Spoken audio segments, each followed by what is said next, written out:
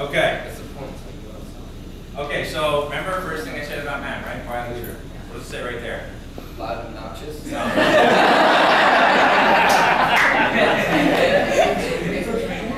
Opposite of Matt, not a quiet. He is the polar opposite of Matthew.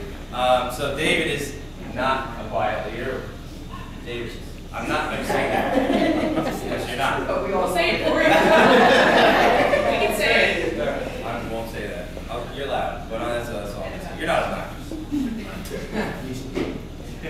So, David, like I've said before, David is a very excitable young man. Yes, you get excited, right? Okay? No. I'm not an English teacher, so it's not just, just do me the favor. Don't fuck that. So, David, when he's doing bad, I look like this. we know. He throws a 147. Yeah. We know about it. When he throws 700, we know about it.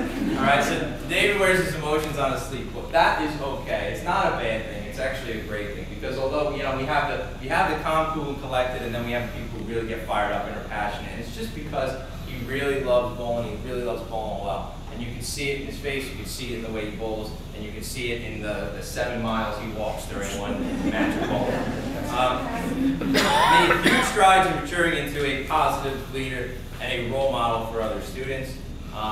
David's been coming, he comes on his own time and he, organizes events with the others to get people out here and to get bowling and practicing, which I gotta say, that's so unheard of.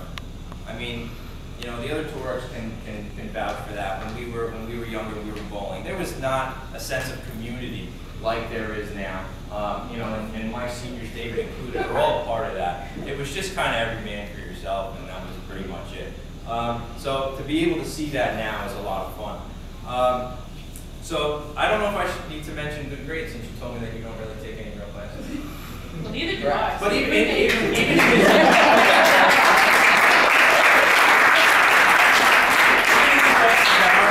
don't even know what that means, but these other classes still think you do well, so that's good. So if they were not real classes and you were getting C's, I'd be quite upset. But all A's and B's, so that's a good thing.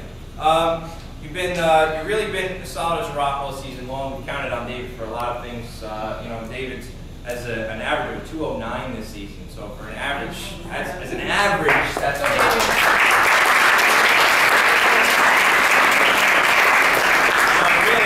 there's been times where we counted on David, especially in wins, big wins, such as the match against South Brunswick, the match against Old Bridge, which we were, pretty big underdogs, and David was part of the reason, a big part of the reason coming through at the end as to why we were able to get wins in those matches in very dramatic fashion. And I joke with everybody about the years that have been taken off my life because some of these, they give me like mini heart attacks all the time, these kids.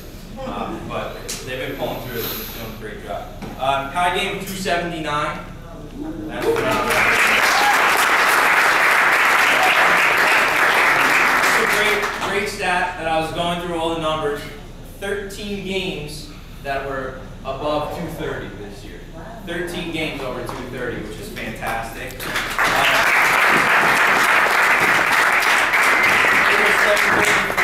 was 734, 713, and 11 series that were plus 600. So overall, absolutely great season. And David is one of the few that I've had the privilege of knowing in class too.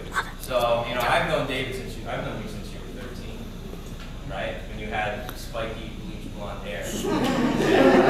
So he's a great kid then. He's a great kid now. It's an absolute pleasure to know him, and we're all going to miss you. So let's give David